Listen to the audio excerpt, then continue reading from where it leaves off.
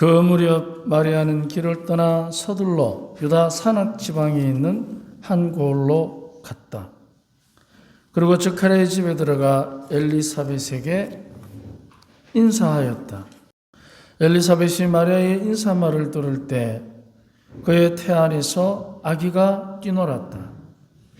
엘리사벳은 성령으로 가득 차 큰 소리로 외쳤다. 당신은 여인들 가운데서 가장 복되시며 당신의 태중의 아기도 복되십니다. 내 주님의 어머니께서 저에게 오시다니 어찌된 일입니까? 보십시오.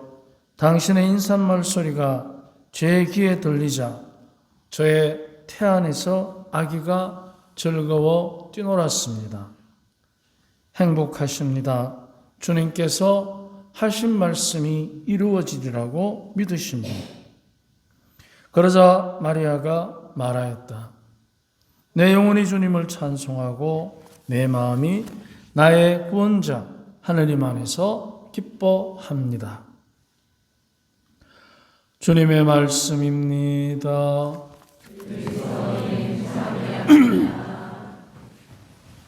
참 예수님.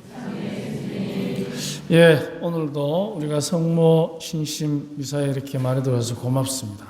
제가 이제 제 입방에서 제를 읽고 있는데 둘 중에 하나입니다. 누군지 짐작해 보십시오. 힘들다는 거예요. 아침에 7시에 일어났는데 힘들어 죽겠다. 근데 다음 주면 학교 가야 되는데 그러니까 힘들다는 거예요. 누군지 알겠죠?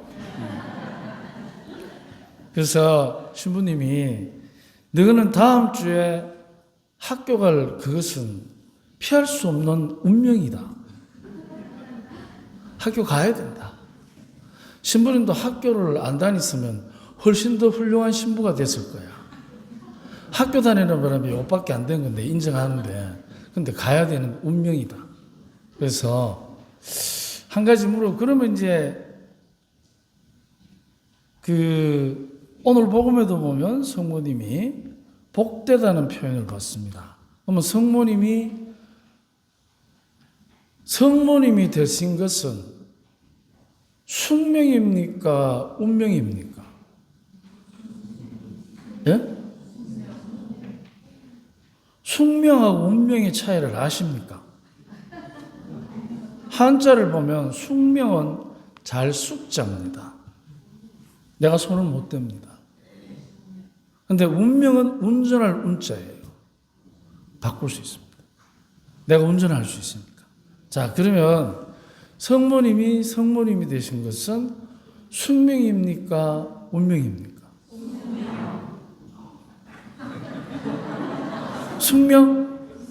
숙명, 운명. 숙명. 넘어간다. 성모님이 되신 것은 본인의 결정입니다. 여자가 숙명입니다.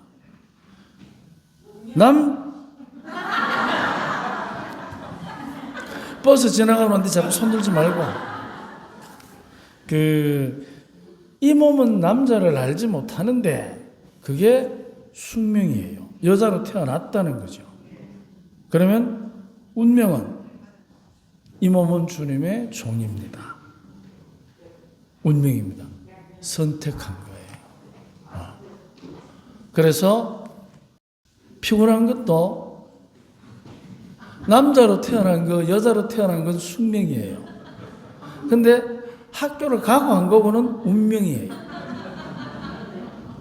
이 학교 갈 수밖에 없는 다음 주면 계약해야 되는 이 운명의 장난을 내가 축복해 주기 위해서 우리 친구들을 위해서 계약 선물을 준비해 뒀으니까 받으러 오시오. 자, 운명을 받아들여라. 학생이라는 운명을 받아들여야 합니다.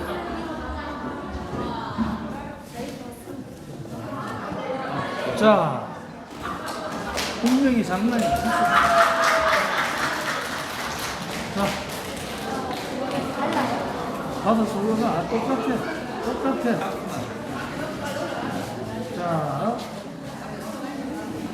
자, 운명을 받아들이라면 분홍색 주세요. 분홍색. 자, 네. 자,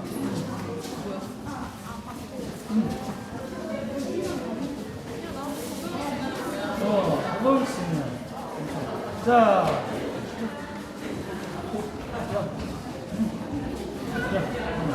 한개 물어요. 공개 안 돼. 왜? 어떤? 보호자. 아, 보호장기도 놀라고. 너희들의 운명을 축하한다. 자, 우리는 누구든지 간에 하느님의 뜻은 두 가지로 이루어집니다. 숙명과 운명. 숙명과 운명입니다. 근데 숙명을 받아들이지 않는 운명은 비참합니다. 숙명을 받아들여야 됩니다. 이 땅에 이 시대에 이런 학교 제도 속에 태어났다는 것, 거부할 수 없는 숙명입니다. 그런데 구체적으로 어떤 제도나 정치력 또는 국제적 상황 이런 것들은 이제 힘 있는 자들부터 해서 힘없는 우리까지 모두가 자기의 운명을 어떻게 운전해 가느냐에 달린 것입니다. 그래서 여러분 그 나눠드린 강론원고를 한번 봅시다. 인정과 거부라는 주제입니다. 우리는 누구나 자기 나름의 역할이 있습니다. 각자의 역할은 그 사람의 가치를 판단하게 하는 기준이 되기도 합니다.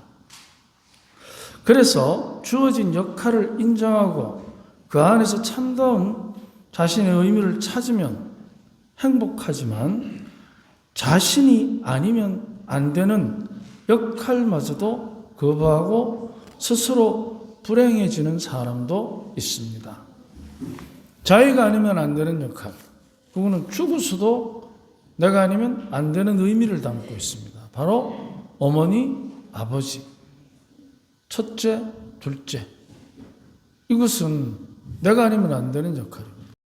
우리의 역할은 내가 선택하는 것도 있지만 태어날 때 이미 주어져서 나의 선택과는 전혀 상관없이 받아들여야만 하는 것도 있습니다.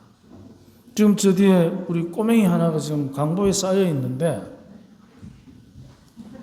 저는 좋은 엄마, 아버지를 만났다는 건 저의 숙명입니다. 물론 그 할머니를 만난 것도 숙명인지 운명인지 모르지만 숙명입니다. 우리 각자의 역할은 천부적으로 주어진 숙명과 선택하는 운명이 있습니다. 숙명은 내가 거부하거나 변화시킬 수 없는 내 삶의 테두리입니다. 숙명은 피하고 싶지만 피할 수 없는 삶의 족쇄가 아니라 오히려 나답게 지켜주는 울타리입니다. 그런데 이거를 족쇄로 여기는 사람들도 있습니다. 금수저, 흙수저, 심지어는 무수저 운운하면서 족쇄로 여기는 경우도 있습니다.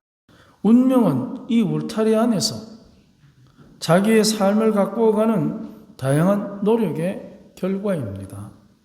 숙명을 인정하고 아무도 대신할 수 없는 자기만의 가치를 가꾸어 가는 것이 운명입니다.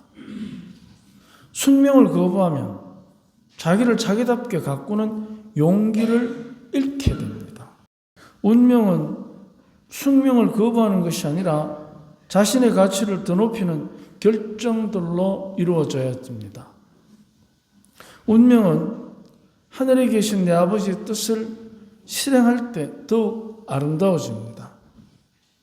이제 하느님의 뜻은 바로 숙명을 있는 그대로 받아들이는 겸손으로 시작하고 자신의 운명을 가꾸는 적극적인 노력으로 풍요로워지는 축복입니다. 그래서 운명은 아버지의 뜻을 실행하는 첫 출발이 숙명을 받아들이는 기초가 됩니다. 운명의 기초는. 그래서 하느님의 뜻은 숙명을 받아들이는 것으로부터 시작되는 것입니다. 아무도 거부할 수 없는 그분의 선택. 아버지의 뜻을 실행하는 첫 출발이 숙명을 받아들이는 것입니다. 숙명을 받아들이면 금수저든 무수저든 상관없이 지금의 처지를 있는 그대로 인정하고 자신의 운명을 갖고 갑니다.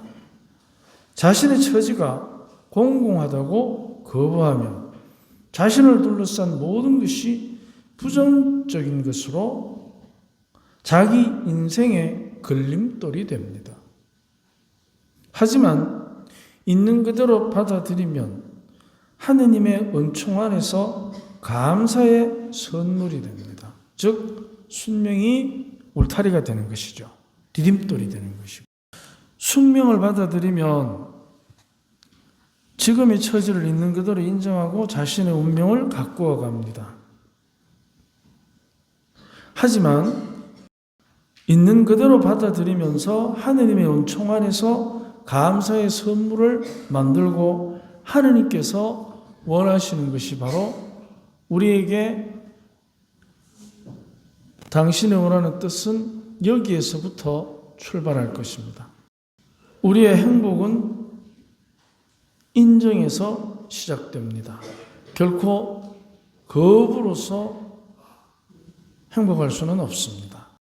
인정은 남과 나를 비교하고 비난하는 시간에 오히려 자신만의 가치를 재발견하는 용기를 줍니다.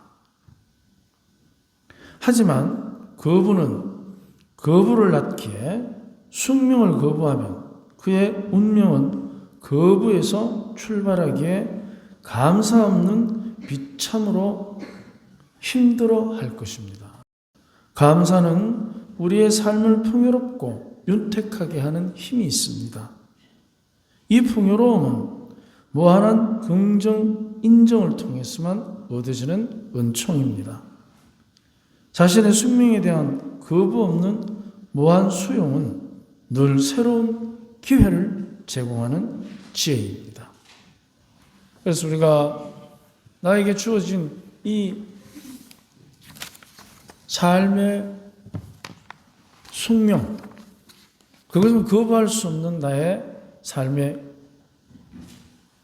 벽이 아니라 울타리가 되도록, 그렇게 할 때 이제 내가 나의 운명이 하나님의 뜻을 이루는 성모님처럼 복된 사람으로 거듭 날 수가 있는 것입니다. 이것은 하나님께서 우리에게 당신의 뜻을 이루시기 위해서, 특히 우리를 이 성모님께서 누리시던 복됨으로 이끄는 데 있어서 아주 중요한 두 개의 주제인 것 같습니다. 그래서 숙명을 금순대에 받아들이고 내 삶을 적극적으로 살아가는 노력을 통해서 운명을 선하고 거룩하고 행복하게 갖고 가는 것, 이게 바로 복된 주님의 축복인 것 같습니다. 우리 3월 한 달 이제 아이들도 개학하고 봄이 오고 이제 많은 것들이 상황이 바뀔 것입니다. 이렇게 바뀔 때 우리에게 주어진 모든 것을 긍정적으로 받아들이는 축복을 오늘 성모 어머니의 신심을 기리면서 함께 전구를 청합시다. 아멘.